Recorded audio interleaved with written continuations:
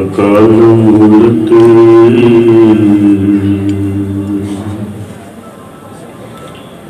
अजूनी सैभं गुर प्रसादी जप आदि सचे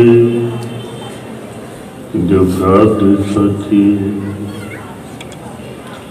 है भी सचे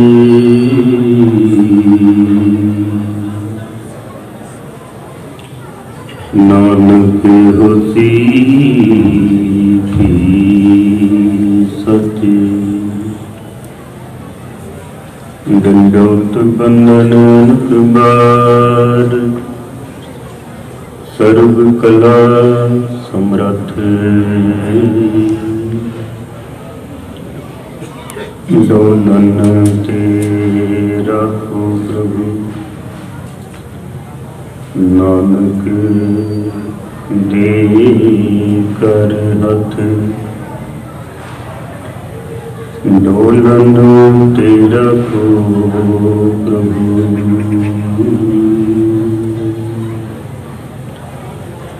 नानक दे कर हथ।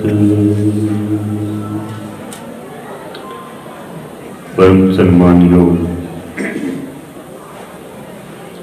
गुरु रूप सत्संग जीओ, कुछ समय गुरु के विचार आपको श्रवण करा सकूं उससे पहले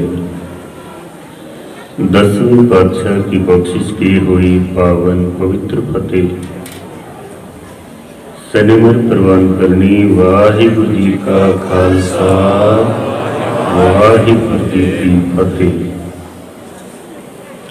विचार आप श्रवण कर रहे हैं गुरु रामदास महाराज जी की पावन पंक्तियां, जिसमें सतगुरु जी बख्शिश करते हैं कि जिन हर हृदय नाम न बस्यो तिन मात कीजिए हर बांझा,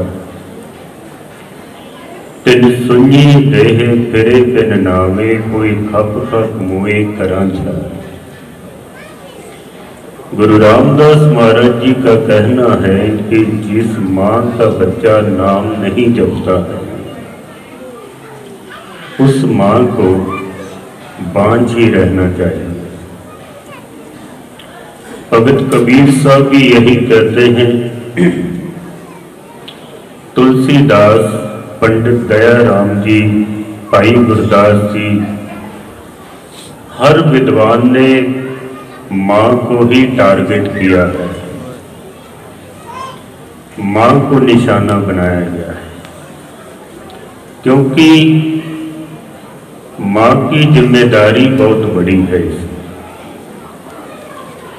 घर में हमारे बच्चा पैदा हो, वो बच्चा संत बनेगा, चोर बनेगा, डाकू बनेगा, भगत बनेगा, ये मां के इख्तियार में है।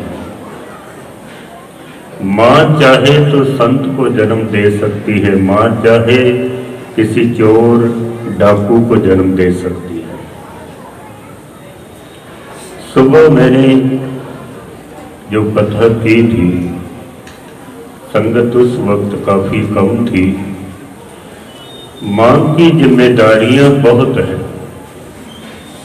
क्योंकि मां का बच्चे के साथ जो संबंध है वो बहुत बड़ा संबंध है, छोटा संबंध नहीं है। क्योंकि 9 से 10 महीने तक मां बच्चे को अपने पास रखती है, फिर बच्चे का जन्म होता है, फिर बच्चे की पालना करती है। जिम्मेदारी बहुत बड़ी है मां की। पिता की इतनी जिम्मेदारी नहीं है।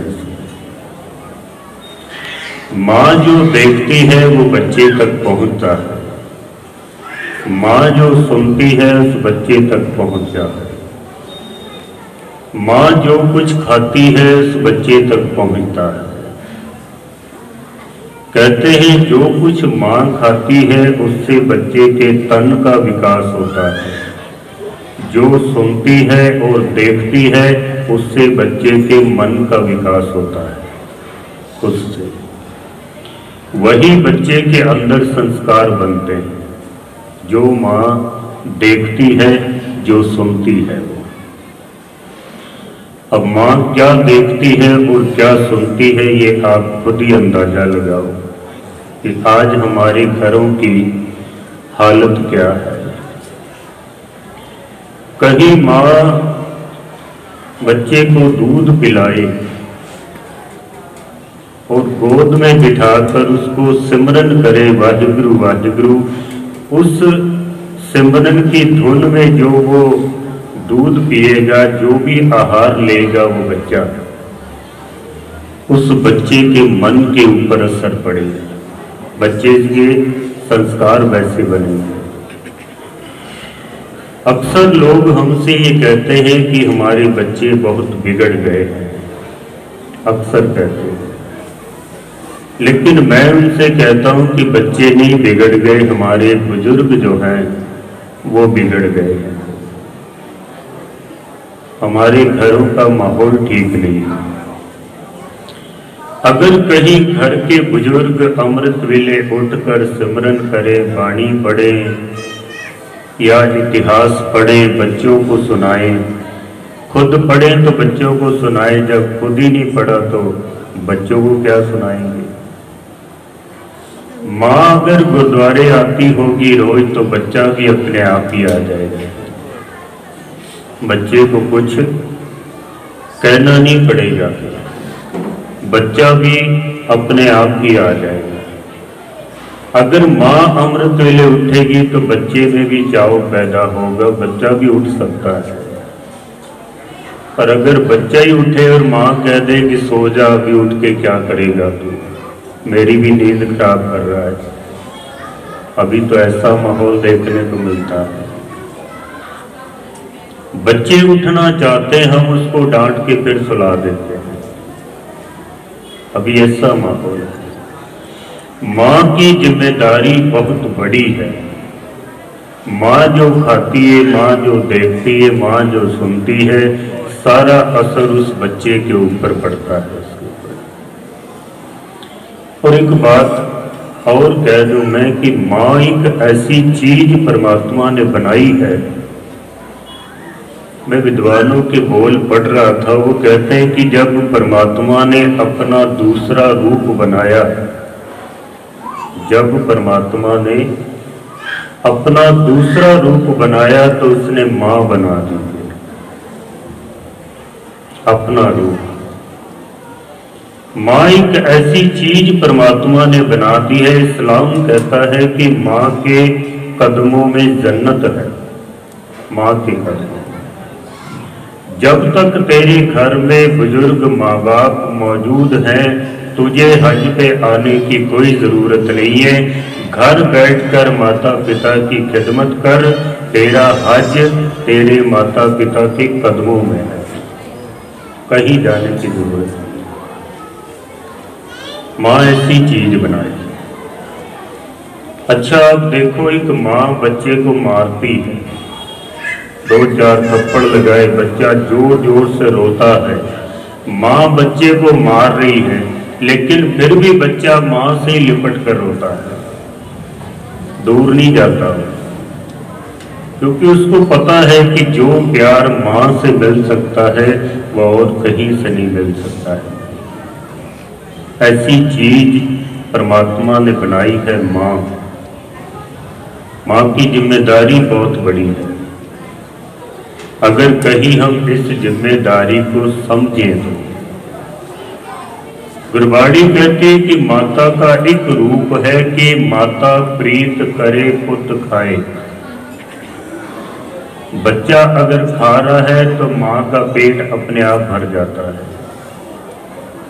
माँ वो चीज है, खाया बच्चे ने है, पेट भर गया माँ का। दूसरी तरफ गुरबाणी कहती है कि उड़े उड़ आवे से कोसा, तिस पाछे बछरे छरिया, तिन कवन खिलावे कवन चुगावे, मन में सिमरन करे। देखो माँ का रूप। एक माँ तो वो जो सामने बच्चा खा रहा है और माँ का पेट भर गया है। एक माँ वो है जो अपने बच्चों को हजारों किलोमीटर छोड़ के आ गई है। साइबेरिया से हर साल लाखों पंछी हिंदुस्तान में आ जाते हैं, क्योंकि वहाँ पर बर्फ बहुत होती है, खाने को कुछ मिलता नहीं, तो पंछी हिंदुस्तान में आ जाते हैं। पाकिस्तान, चाइना और जो गर्म मुल्क हैं वहाँ पहुँच जाते हैं, जिसे हम मुर्गा भी कहते हैं, जल मुर्गी भी कह देते हैं। अपने छोटे छोटे बच्चों को छोड़कर हजारों किलोमीटर और हिंदुस्तान में आ जाते हैं। महाराज कहते हैं, तिन कवण खलावे कवण चुगावे। बच्चों को छोड़ के आ गई है, अब वहां पर कौन तो उनको खिलाए, कौन पिलाए, कौन उनकी पालना करे। माँ तो इधर आ गई, हजारों किलोमीटर, कम से कम 5 से 6 हजार किलोमीटर का सफर बनता है। कौन खिलाएगा? सतगुरु कहते हैं कि माँ तिन कवण खिलावे कवण चुगावे, मन में सिमरन करया। माँ बच्चे का सिमरन करती है, बच्चे को याद करती है, और जब वो दाना चुगती है तो उसके ध्यान में अपना बच्चा होता है। उसका ध्यान इतना गहरा चला जाता है कि माँ भूल जाती है कि मैं हूं। उसे ऐसा लगता है जैसे बच्चा ही खा रहा है, अपने आप को मिटा देती है, भूल जाती है बिल्कुल। उसका ध्यान इतना गहरा चला जाता है, उसको लगता है कि मैं नहीं खा रही हूं, बच्चा खा रहा है। और ये गुरबाणी का प्रमाण है कि उन बच्चों का पेट भर जाता है, बच्चे पल जाते हैं, बड़े हो जाते हैं, और जहां उनकी माँ पहुंची है ना, वो बच्चे भी अपनी माँ के पास पहुंच जाते हैं। माँ ऐसी चीज परमात्मा ने एक बनाई, माँ बनाई। एक बच्चा खा रहा है, माँ का पेट भर गया, एक तरफ माँ खा रही है और बच्चे का पेट भर गया। कोई ऐसी चीज परमात्मा ने माँ बनाई है। एक रुबाई आपको श्रवण कराता हूँ। वो कहता है कि माँ जेहा कणछावा बूटा मैनू नजर ना आवे, जिस तो लैके छां उदारी रब ने स्वर्ग बनाए। माँ जैसा कोई दरख्त और नजर नहीं आता है। माँ एक ऐसा दरख्त की तरह है। माँ जिहा कणछावा बूटा मैनू नजर न आवे, जिस तो लैके छां उदारी रब ने स्वर्ग बनाए। कहता है, बाकी कुल दुनिया दे बूटे जड़ सुकिया सुक जावे। दुनिया के जितने भी पेड़ हैं ना, जड़ सूख जाए पेड़ सूख जाता है। बाकी कुल दुनिया दे बूटे जड़ सुकिया सुक जाए, पर ए फुल्ला दे मुरझाया ए बूटा सुक जाए। कहता कि ये माँ रूपी एक ऐसा दरख्त है जो फूलों के सूख जाने से पेड़ सूख जाता है। दुनिया में कोई पेड़ ऐसा नहीं है जिसके फूल सूख जाए और वो पेड़ सूख जाए, खत्म हो जाए, ऐसा कोई पैदा नहीं है। लेकिन माँ एक ऐसा पौधा बनाया है परमात्मा ने जिसके फूल कौन है? बच्चे। अगर बच्चे को जरा सी भी तकलीफ हो जाए, माँ का हृदय तड़प उठता है। ऐसी चीज परमात्मा ने बनाई। मैंने सुबह अर्ज किया था कि अगर माँ रात को सो रही हो, बच्चा पास में सोया हुआ है, बाहर चाहे बैंड बाजे बज रहे हो, डीजे बजता हो, माँ की नींद नहीं खुलती है, सो जाती है। लेकिन बच्चे की अगर जरा सी भी रोने की आवाज आए, माँ चाहे जितनी भी गहरी नींद में हो, उसकी नींद खुल जाती है। ऐसा कोई कनेक्शन परमात्मा ने बच्चे के बीच में और माँ के बीच में बनाया है। ऐसा कोई कनेक्शन है। छोटा सा बच्चा है, बच्चा बोल नहीं सकता है, कुछ कह नहीं सकता, समझा नहीं सकता, लेकिन माँ को पता चल जाता है कि मेरे बच्चे को क्या तकलीफ है, इसके पेट में दर्द है, इसको गैस बन गई है, या और जो भी तकलीफ हो माँ समझ जाती है उसे। यहाँ तक कि डॉक्टरों को भी पता नहीं चलता है, लेकिन माँ को सब पता चल जाता है। ऐसी चीज परमात्मा ने बनाई है। लेकिन उस माँ के लाखों उपकार को भुलाकर आज जब बच्चा माँ बाप का दिल तोड़ देता है, माँ बाप को छोड़ देता है, उस वक्त फिर माँ का हृदय टूट जाता है। माँ को अगर कोई खाने को ना मिले, कपड़े पहनने को ना मिले, अच्छा मकान ना मिले, कोई बात नहीं है, लेकिन अगर बच्चा उसको छोड़ के चला जाए ना, या बच्चा उसका दिल दुखा दे, तो फिर माँ अंदर से रोती है। फिर माँ अंदर से रोती है। माँ ऐसी चीज परमात्मा ने। एक विद्वान के बोल है, वो कहता है कि जिन पे छाया करते करते पेड़ बूढ़ा हो गया, जिन पे छाया करते करते पेड़ बूढ़ा हो गया, कमबख्त वही बेताब है उसे मिटाने के लिए। जिन बच्चों पे माता पिता ने अपना सारा जीवन कुर्बान कर दिया है, जिन बच्चों के ऊपर, वही बच्चे जब अपने माता पिता को घर से बाहर निकाल देते हैं या उनके मरने की दुआएं करते हैं, पता नहीं कब ये बुढ़ा बुढ़ी खत्म होंगे, जगह खाली होगी, खामुखा जगह घेर कर बैठे हुए हैं। जिन पे छाया करते करते पेड़ बूढ़ा हो गया, कमबख्त वही बेताब है उसे मिटाने के लिए। वही बच्चा जब माँ बाप को इस तरह से कहता ना, जिस माँ ने दूध पिला के बच्चे को बड़ा किया है, वही बच्चा उस दूध की ताकत से माँ को जब कहे कि तुझे बोलने की तमीज नहीं है, फिर माँ का हृदय अंदर से रोता है। जिस माँ ने उंगली पकड़कर उसको चलना सिखाया है, वही बच्चा जब अपनी माँ से कहता है कि तुम्हें घर में रहने के लक्षण नहीं है, इससे वृद्धाश्रम में छोड़ के आओ, घर से निकाल देते हैं। जो बच्चे अपने माता पिता की कदर नहीं न करते, वो दुनिया के जितने मर्जी धार्मिक कर्म कर ले, उनको कभी भी परमात्मा की प्राप्ति नहीं हो सकती है, कभी भी नहीं। लिख लेना इस बात, चाहे जितने मर्जी व्रत कर लो, जितने मर्जी जप तप कर लो, तपस्या कर लो, दान पुण्य कर लो, तीर्थों की यात्रा कर लो, जो मर्जी है कर लो, अगर आपने माता पिता का सम्मान नहीं किया है, उनकी अगर पूजा नहीं की है, परमात्मा कभी प्रसन्न नहीं हो सकता है, कभी भी नहीं। मैं अर्ज कर रहा था कि माँ की जिम्मेदारी बहुत है। आज साइंस ने बहुत मेहनत की है, बहुत मेहनत की है। पशुओं के ऊपर बड़ी मेहनत हुई है, अच्छी नस्ल के घोड़े तैयार किए गए हैं, भेड़ बकरियों के ऊपर बहुत मेहनत की गई है। आज भेड़ बकरियां बहुत ज़्यादा दूध देने लगी। गाय भैंस के ऊपर बड़ी मेहनत की है साइंटिस्टों ने।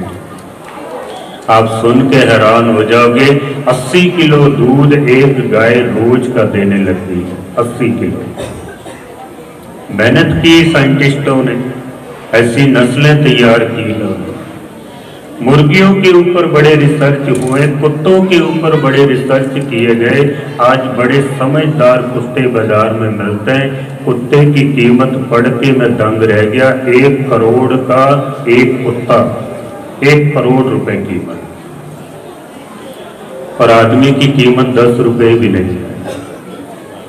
आप देखो, कुत्ते की कीमत 1-1 करोड़ रुपए बाजार में लगने लग गई है। आदमी की कोई वैल्यू नहीं, कोई कीमत नहीं आती। कौड़ियों के भाव आदमी खत्म हो रहे हैं। 10 रुपए के लिए आदमी का मर्डर कर देता है, भाई भाई का दुश्मन बन जाता है। आदमी की कोई वैल्यू नहीं।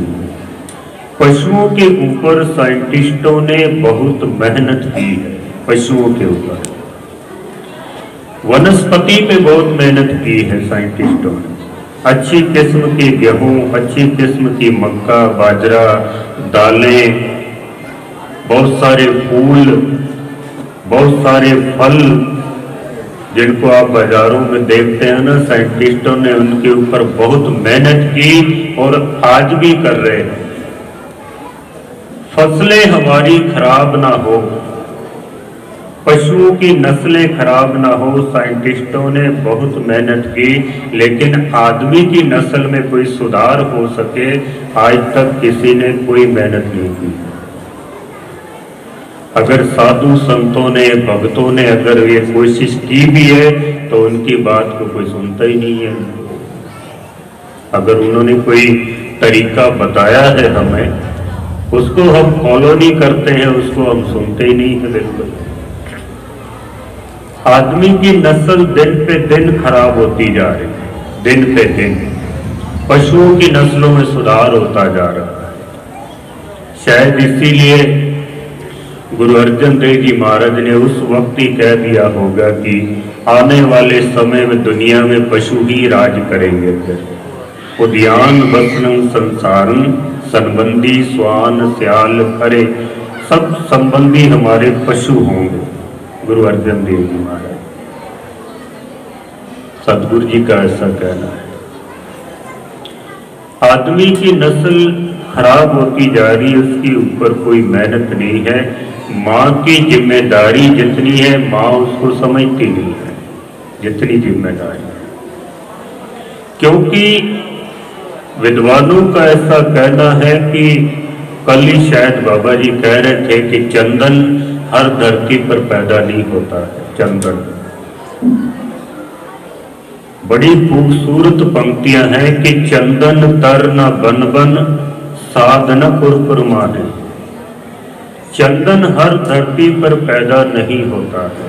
चंदन तमिलनाडु में होता है, थोड़ा केरल में होता है, और कहीं नहीं होता है। हिमाचल प्रदेश ने बड़ी कोशिश की कि हम चंदन पैदा करें, नहीं हुआ। लाखों करोड़ों रुपया उन्होंने खर्च किया, लेकिन नहीं हो सका है। बहुत पैसा खर्च किया है। केसर हर धरती पे पैदा नहीं होता है। हिंदुस्तान में अगर पैदा होता है तो वो भी कश्मीर के अंदर, पूरे कश्मीर में भी नहीं होता। एक छोटा सा इलाका है पंपोश नाम का, सिर्फ वहां पर होता है। या फिर थोड़ा ईरान में होता है, स्पेन में होता है। 3 जगह पर केसर पैदा होता है, बाकी धरती पर केसर पैदा नहीं होता है। कोशिश बहुत सारे राज्यों ने की है, लेकिन वो पैदा नहीं कर सके। क्यों? वहां की जमीन इस लायक नहीं है, जमीन ही इस काबिल नहीं है। वहां पैसा बहुत खर्च किया है। आज हम चाहे जितना मर्जी पैसा खर्च कर दें कि हमारा बच्चा संत बन जाए, नहीं हो सकता जब तक जमीन काबिल नहीं होगी, नहीं हो सकता।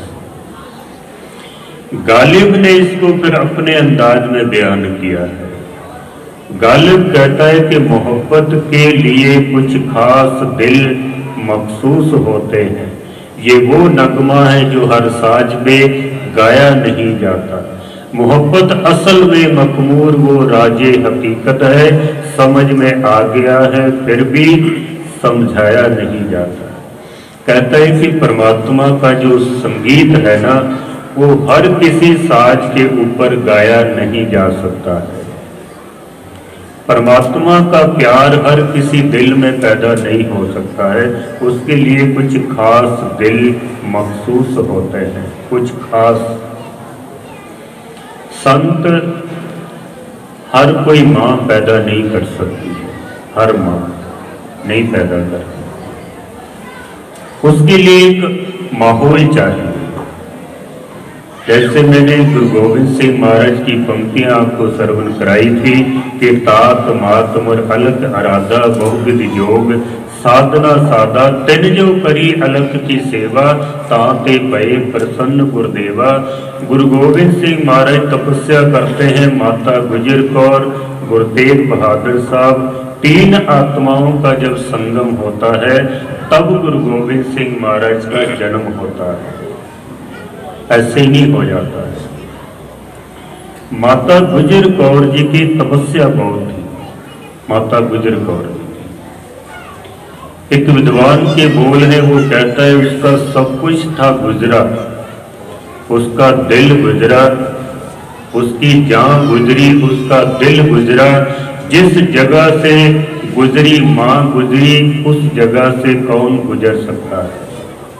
जिस जगह से गुजरी मां गुजरी, उस जगह से कोई नहीं गुजर सकता। जैसा किरदार माता गुजर कौर जी ने दुनिया के सामने रखा है ना, ऐसी मां दुनिया के अंदर ढूंढना बहुत मुश्किल है, नहीं मिल सकती है। जिसका पति भी शहीद है, जिनके भाई भी शहीद हैं, जिनका दादा ससुर भी शहीद है, और जिनके आगे पोते भी शहीद हैं, पड़पोते भी शहीद हैं, ऐसी कोई महान मां माता गुजर कौर जी।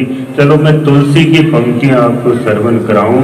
तुलसीदास कहता है कि ऐ मां तीन तरह के बच्चे पैदा कर, तीन तरह से।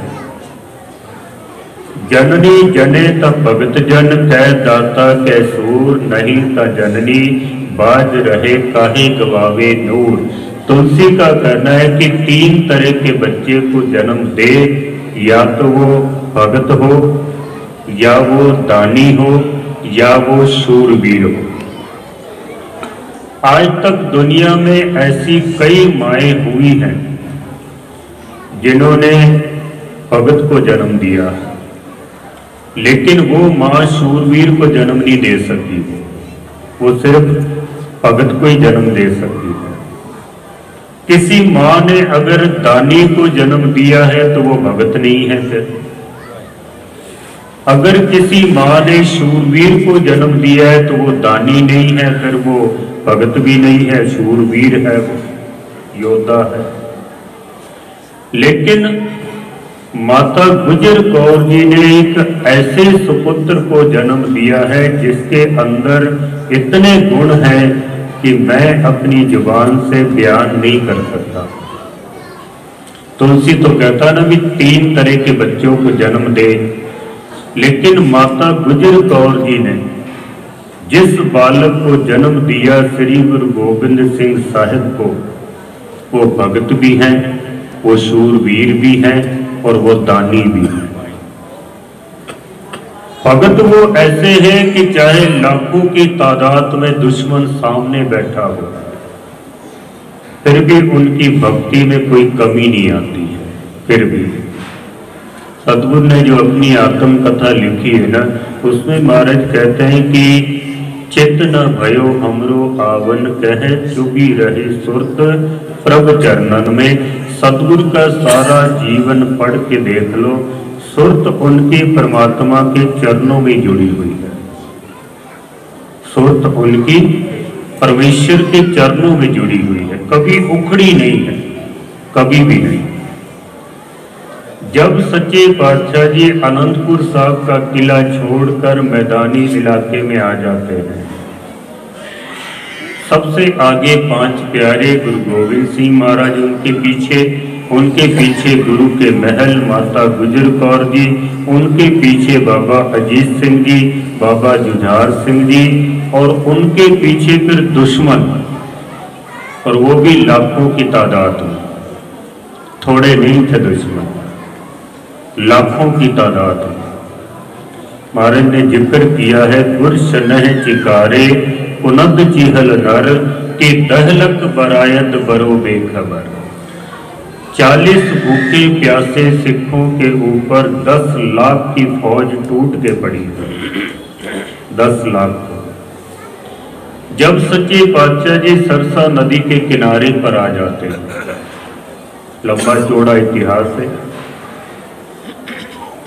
आसमान से बारिश पड़ रही है, ठंडी हवाएं हैं, दिसंबर का महीना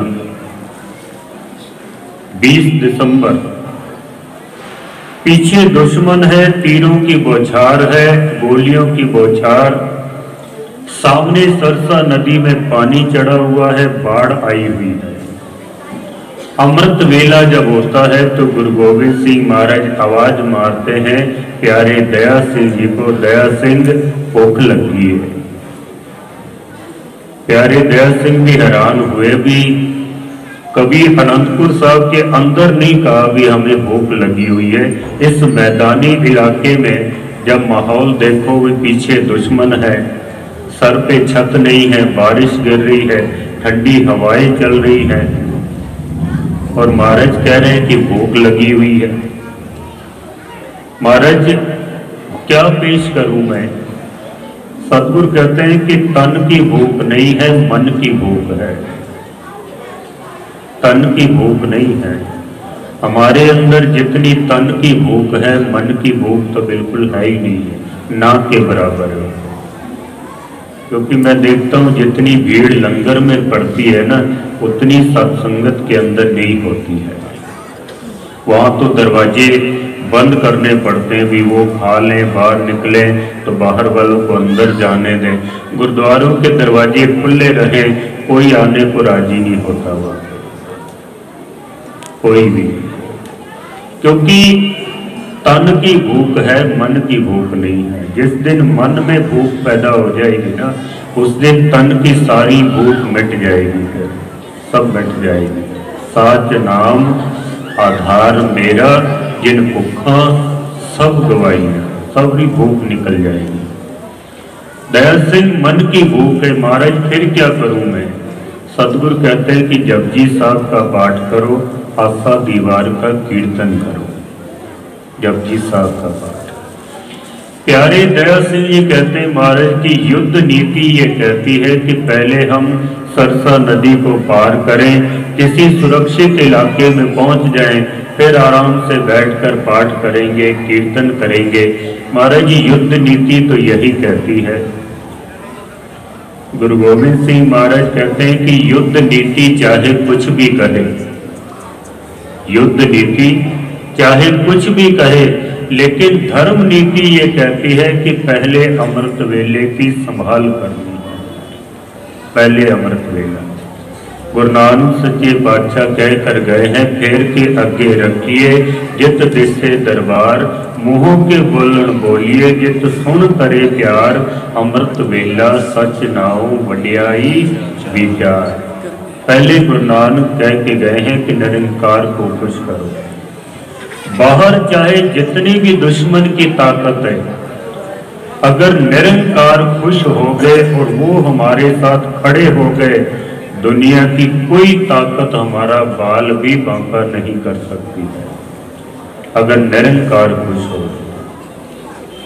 अल्लाह यार का जोगी कहता है कि था सर पे वक्त आ गया आशा की वार का, साजों के जीरो बिंब के उतार चढ़ाव का, मनसा था कलगी धर के दिले बेकरार का, मौका मिले तो भजन कर ले किरदगार का, जपजी का जाप उस घड़ी करना जरूर था, पढ़ के गुरु ग्रंथ को भरना सुरूर था।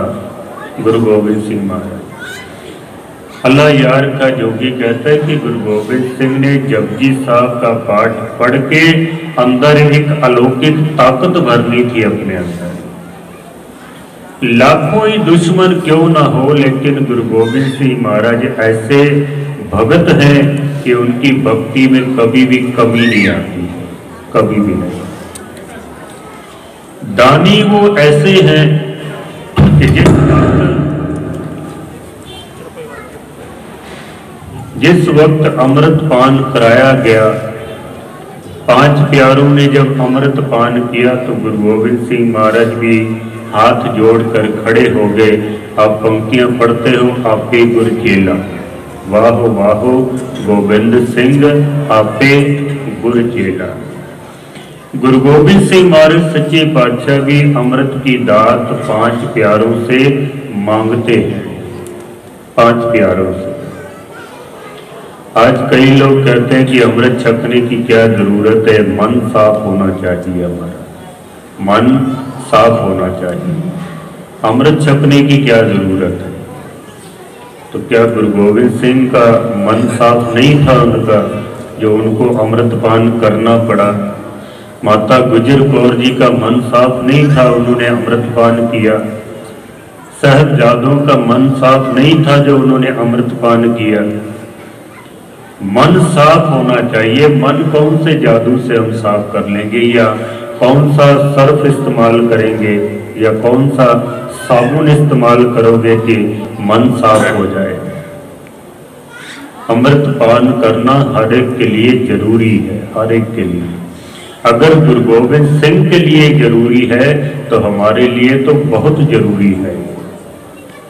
जिस वक्त 5 प्यारों को अमृत पान कराया, गुरु गोविंद सिंह महाराज भी अमृत की याचना करते हैं, तो 5 प्यारों ने गुरु से पूछ लिया कि सच्चे पातशाह जी, हमने अमृत की प्राप्ति की है अपना सर देकर। अपने सर भेंट किए थे उन्होंने। हमें अमृत मिला है अपना सर देकर। महाराज, आप अमृत के बदले में हमें क्या देंगे? आप क्या देंगे? गुरु गोविंद सिंह महाराज कहते हैं कि आपने एक एक सिर देकर अमृत की प्राप्ति की है। जिस दिन जरूरत पड़ेगी पंथ के लिए, गुरु ग्रंथ के लिए, या संस्कृति के लिए, इंसानियत के लिए, जिस दिन जरूरत पड़ेगी मैं अपना सर्वंस कुर्बान कर दूंगा। गुरु गोविंद सिंह महाराज, आपने तो एक एक शीश दिया है ना, इसीलिए तो हम कहते हैं कि सर्वंस दानी। गुरु गोविंद सिंह जैसा कोई दानी दुनिया में हो ही नहीं सकता है।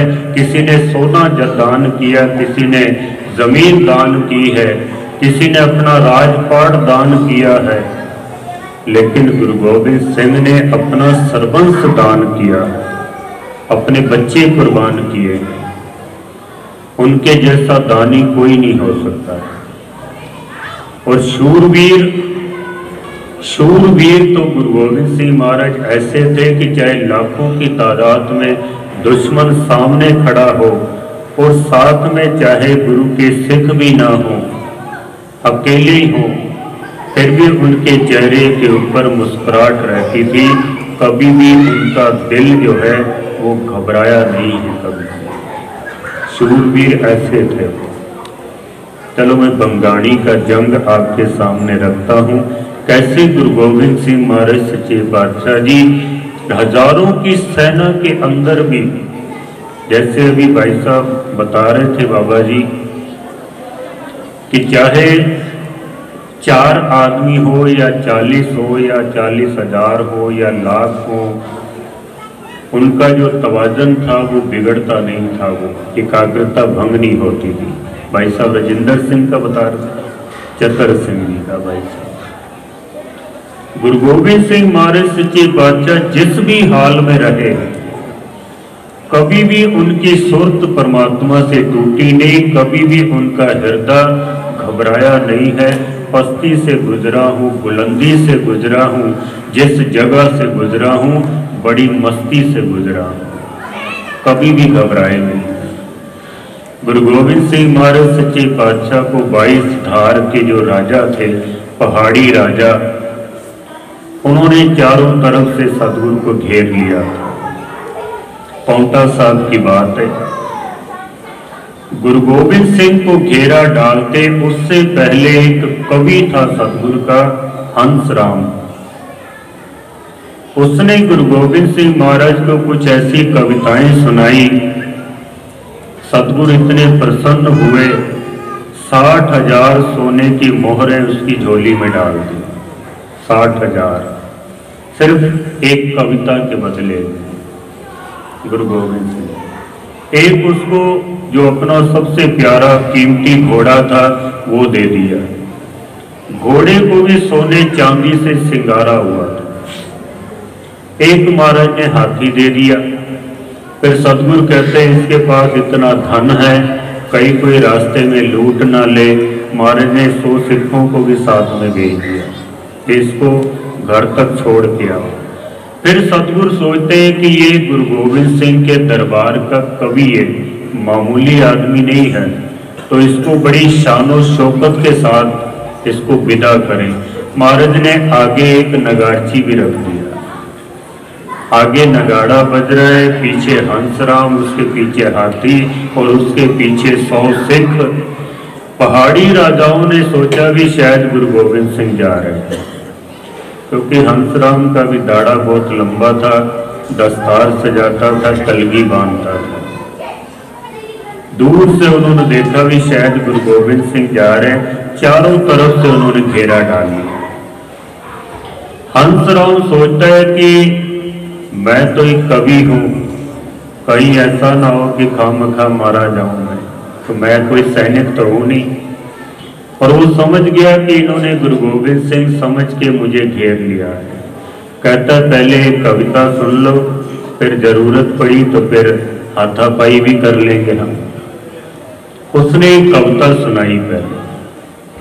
कहता है धुंधुकी दुकारे बाजे मानो जलदर गाजे, गर्जत निशान हो गए भान छिपो जात है, हाथन के हल्का हजारन गने के है, जटट जवाहर जो जगमग गात है, और साजे जोर कर नालन को शोर सुने, संकट सुरेश और नरेश बिल खात है, हंस राम कह बिराजो जिन पाजो, गुरु गोविंद के मांगे कविराज चले जाते हैं।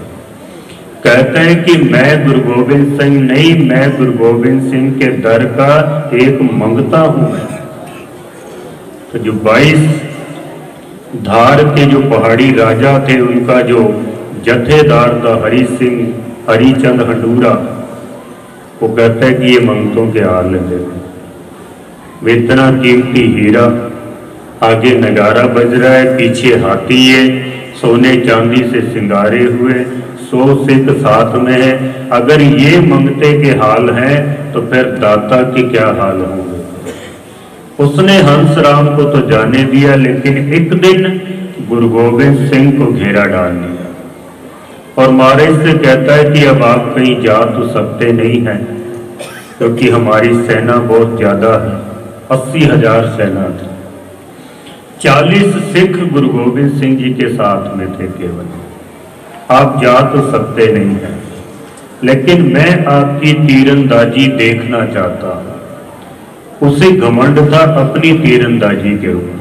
जब आदमी अपनी कला दिखाना चाहे ना, तो खुद तो कह नहीं सकता भी मेरी देख लो, सामने वाले को कहता भी पहले तू दिखा, ताकि फिर मैं अपनी दिखा के फिर इसको छोटा कर दूं मैं। उसने कहा भी हम दोनों पहले तीरंदाजी करते हैं, अगर जरूरत पड़ी तो बाकी फौज फिर बाद में लड़े, पहले हम दोनों तीरंदाजी करें। सतगुरु कहते हैं जैसी तेरी मर्जी। हरिचंद हंडूरा कहता है कि पहला वार आप करो तो मैं बचाता। गुरु गोविंद सिंह महाराज कहते हैं हम गुरु नानक के घर के वारिस हैं, गुरु नानक ने कभी किसी के ऊपर पहला वार किया ही नहीं। इतिहास पढ़ के देख लेना, सिखों ने कभी किसी के ऊपर पहला वार नहीं किया। महाराज कहते पहला वार तू कर, हम बचाते। हरिचंद अंदर से बहुत खुश हुआ, भाई ये संत तो हो सकते हैं लेकिन राजनीतिक नहीं है। ये राजनीतिक आदमी किसी को पहला मौका देता ही नहीं है। भाई भाई को मौका नहीं देता तो राजनीतिक कहां से देगा। पहला मौका कोई किसी को नहीं देता है। उसने सोचा भी गुरु गोविंद सिंह का जो घोड़ा है ये बहुत ताकतवर है, अपने मालिक को लेकर हजारों की संख्या में सैनिकों में से चीर के निकल जाता है। पहले इस घोड़े को ही खत्म कर देना। तीर निकाला उसने जोड़ की कमान के साथ और महाराज के घोड़े का निशाना बनाया। महाराज उसको लिखते हैं फिर हरिचंद कोपे कमाणं संभारं प्रथम बाजियं ताण बाणं प्रहारं। बाजी कहते हैं घोड़े को। पहला तीर उसने मारा घोड़े का निशाना बनाकर पर सतगुरु कहते हैं कि घोड़े के पास तीर आते आते थोड़ा सा तीर ऊंचा हुआ, थोड़ा सा घोड़ा हिला और तीर खाली चला गया, घोड़ा बच गया। हरिचंद कहता है महाराज अब आप वार करो तो मैं बचाता। सतगुरु कहते हैं कि दूसरा वार भी तू ही कर ले। किसी को दूसरा मौका देना किसी जानी दुश्मन को, ये केवल गुरु गोविंद सिंह का काम है, किसी और का नहीं हो सकता। ऐसे शूरवीर थे सतगुरु, दूसरा मौका देना।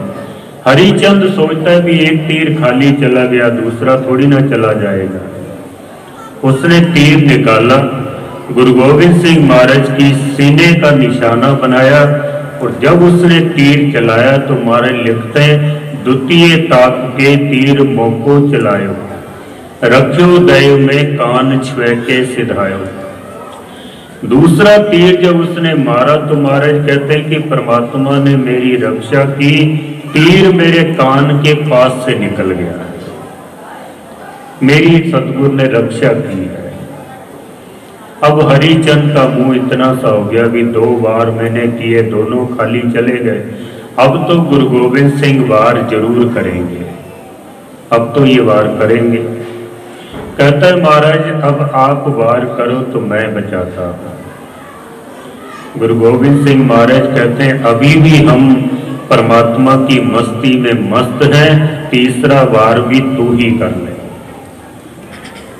इतिहासकार जब इस घटना को पढ़ते हैं कि किसी जानी दुश्मन को तीसरा मौका देना, आज तक के इतिहास में ये काम केवल गुरु गोविंद सिंह महाराज ने किया है, किसी और ने नहीं किया है, केवल गुरु गोविंद सिंह। उसने तीसरा तीर निकाला और सतगुरु की पेटी का निशाना बनाया है, कमर कस्से का।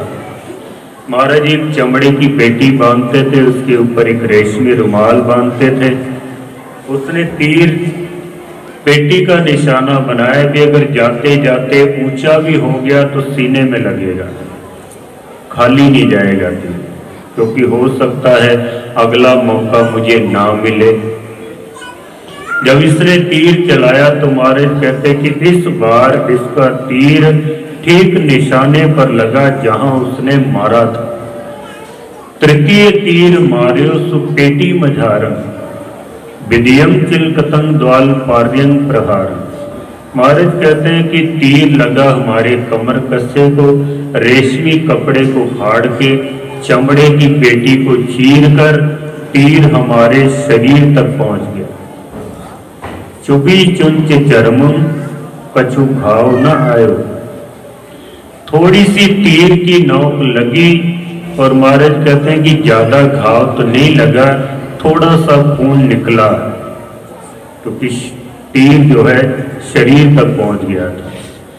जब थोड़ा सा खून निकला, गुरु गोविंद सिंह महाराज कहते हैं जबे बाण लाग्यो तबे रोष जागी। जब बाण हमारे शरीर को लगा, महाराज कहते हैं तबे रोष जागियो, तब हमारे अंदर रोष आया। महाराज कहते हैं हरिचंद अब ये हमारा तीर रुकेगा नहीं है, अब अगर तू परमात्मा का वास्ता भी दे तो हमारा ये तीर अब रुकेगा नहीं। सतगुरु ने एक ही तीर से हरिचंद मारे सुजोदा लतारे, एक ही तीर से उसका काम तमाम कर दिया। जब वो घोड़े से नीचे गिरा, सेना ने देखा कि हमारा राजा ही मर गया है, तो बिना राजा के कोई सेना नहीं लड़ती है, सारी सेना वहां से भागी। गुरु गोविंद सिंह महाराज की जब जीत होती है तो महाराज निरंकार से कहते हैं भई जीत मेरी कृपा काल तेरी, ये जो मेरी जीत हुई है हे निरंकार ये तेरी कृपा है। गुरु गोविंद सिंह महाराज के अंदर अनंत गुण हैं जिसको हम इस जुबान से बयान नहीं कर सकते हैं। वो शूरवीर भी हैं, वो दानी भी हैं, वो भगत भी हैं, वो लिखारी भी हैं, वो बादशाह भी हैं, वो दरवेश भी हैं, वो गुरु भी है, वो चेला भी है, वो हेमकुंड का तपस्वी भी है और वो गृहस्थी भी है। बेअंत गुण है उनके अंदर। माता गुजर कौर जी एक ऐसी माँ हुई है जिन्होंने ऐसे लाल को जन्म दिया जिसके अंदर बेअंत गुण है। मैं अर्ज कर रहा था कि गुरु रामदास महाराज जी की पंक्तियां की, जिन हर हृदय नाम न बस्यो तिन मात कीजे हर बांझा, तिन सुंजी देह फिरे बिन नावे, कोई खप खप मुए करांझा। माँ को तैयारियां करनी है, पिता को तैयारियां करनी है, अरदास करनी है कि कहीं हमारे घर भी कोई संत पैदा हो, भगत पैदा हो, गुरु कृपा करे, ऐसी दात हमारी झोली में डाले। भूल चूक की क्षमा, समा कुछ में 5-7 मिनट ज़्यादा ही ले गया हूँ, क्षमा करना। कल दास आखिरी हाजिरी भरेगा। वैसे तो बाबा जी कह रहे थे भी आप ना जाओ, और अंदर से सच कहूँ तो मेरा भी मन नहीं है जाने को, लेकिन कुछ शारीरिक तौर पर मैं ठीक नहीं हूँ, इसलिए कल छुट्टी लेकर आपसे विदा हो जाऊंगा। फिर जब भी समय बनेगा जरूर चरण परसेंगे। वाहिगुरु जी का खालसा, वाहिगुरु जी की फतेह। साथ में जाना।